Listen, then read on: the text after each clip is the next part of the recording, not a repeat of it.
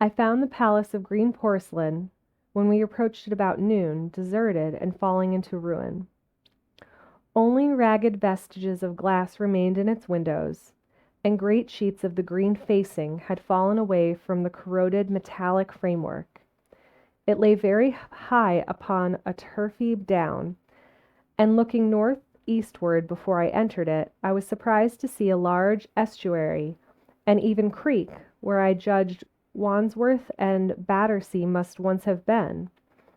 I thought then, though I never followed up on the thought, of what might have happened or might be happening to the living things in the sea. The material of the palace proved on examination to be indeed porcelain, and along the face of it I saw an inscription in some unknown character. I thought rather foolishly that Weena might help me to interpret this, but I only learned the bare idea of writing had never entered her head. She always seemed to me, I fancy, more human than she was, perhaps because her affection was so human. Within the big valves of the door, which were open and broken, we found, instead of the customary hall, a long gallery lit by many side windows. At first glance I was reminded of a museum. The tiled floor was thick with dust, and a remarkable array of miscellaneous objects was shrouded in the same gray covering. Then I perceived, standing strange and gaunt in the center of the hall, what was clearly the lower part of a huge skeleton. I recognized by the oblique feet that it was some extinct creature after the fashion of the Megatherium. The skull and the upper bones lay beside it in the thick dust, and in one place, where rainwater had dropped through a leak in the roof, the thing itself had been worn away.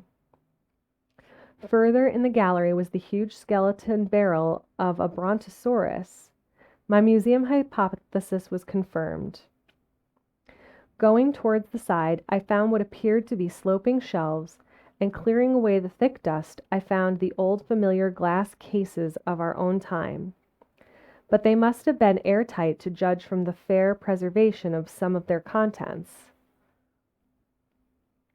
Clearly we stood among the ruins of some latter-day South Kensington. Here apparently was the paleontological section, and a very splendid array of fossils must have been though the inevitable process of decay that had been staved off for a long time, and had, through the extinction of bacteria and fungi, lost 99 hundredths of its force, was nevertheless with extreme sureness, if with extreme slowness, at work again upon all its treasures. Oh my God, that sentence was a mess. Here and there I found traces of the little people in the shape of rare fossils broken to pieces or threaded in strings upon reeds, and the cases had in some instances been bodily removed, by the Morlocks as I judged. The place was very silent. The thick dust deadened our footsteps. Weena, who had been rolling a sea urchin down the sloping glass of a case, presently came as I stared about me, and very quietly took my hand and stood beside me. And at first I was so much more surprised by this ancient monument of an intellectual age that I gave no thought to the possibilities it presented. Even my preoccupation about the time machine receded a little from my mind.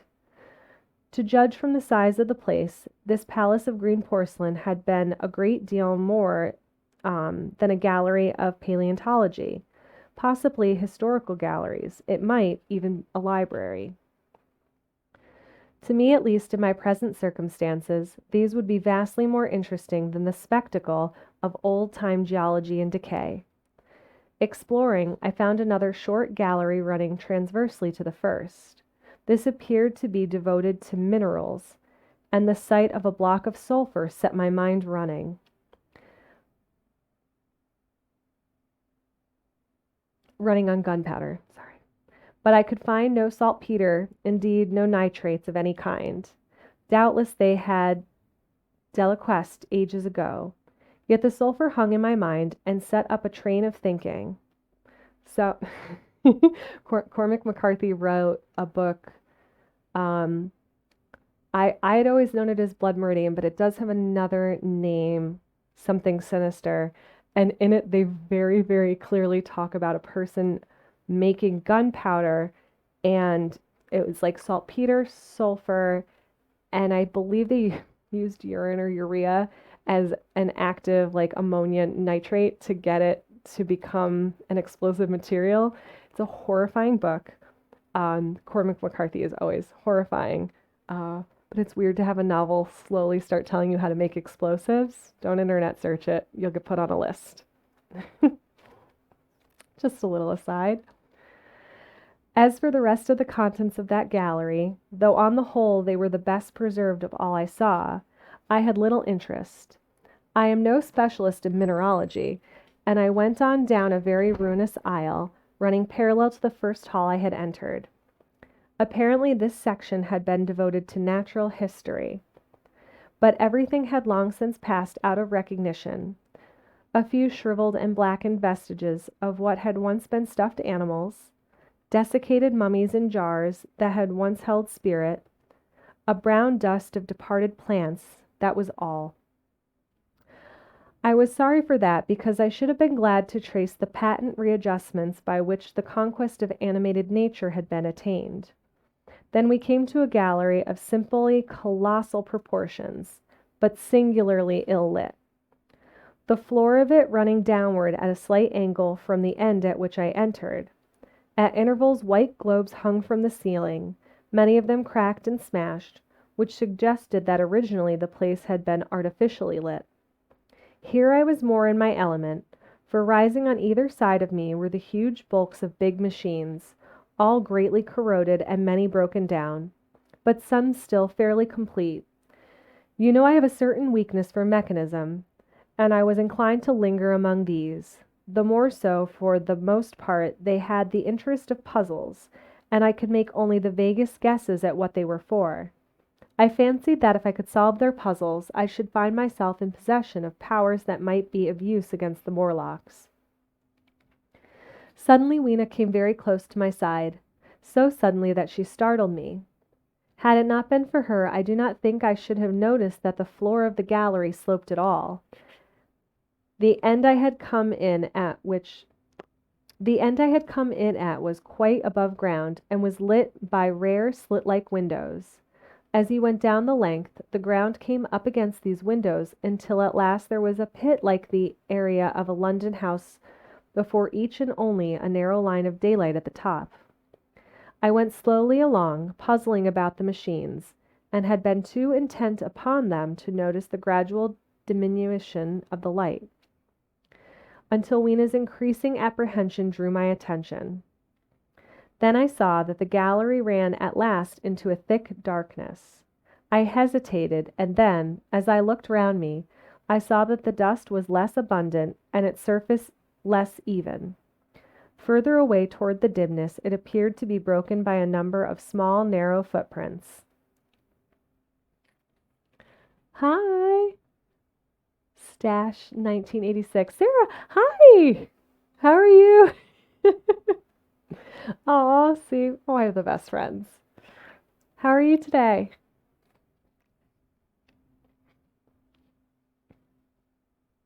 Oh, see, this is another perfect one. I can read Jackson's stories till he falls asleep. This is what I bring to the table. And NPR quality. All right. Oh, now I lost this. Give me just a second. All right. I went slowly along, puzzling about the machines, and had been too intent upon them to notice the gradual diminution of the light, until Weena's increasing apprehension drew my attention. Then I saw that the gallery ran down at last into a thick darkness. I hesitated, and then, as I looked round me, I saw that the dust was less abundant, and its surface less even. Further away towards the dimness, it appeared to be broken by a number of small, narrow footprints. My sense of the immediate presence of the Morlocks revived at that. I felt that I was wasting my time in this academic examination of machinery. I called to mind that it was already far advanced in the afternoon, and that I had still no weapon, no refuge, and no means of making a fire. And then, down in the remote darkness of the gallery, I heard a peculiar pattering, and the same odd noises I had heard down the well. Oh, thank you, Sarah. I took Weena's hand. Then, struck with a sudden idea, I left her and turned to a machine from which projected a lever not unlike those in a signal box. Clambering upon the stand and grasping this lever in my hands, I put all my weight upon it sideways. Suddenly Weena, deserted in the central aisle, began to whimper. I had judged the strength of the lever pretty correctly, for it snapped after a minute's strain, and I rejoined her with a mace in my hand, more than sufficient, I judged, for any Morlock skull I might encounter.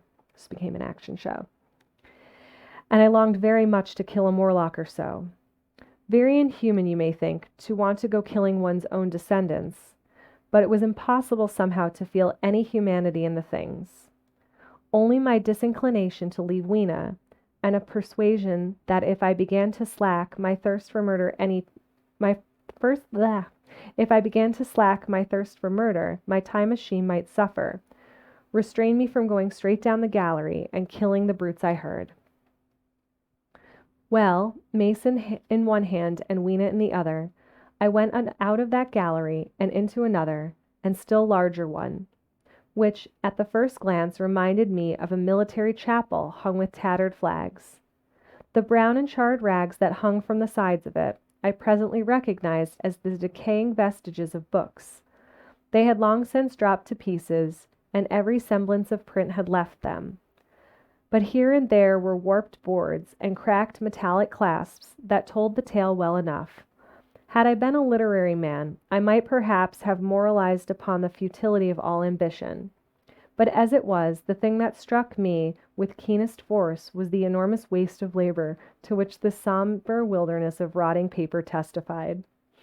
At the time I will confess that I thought chiefly of the Philosophical Transactions and my own 17 papers upon physics optics.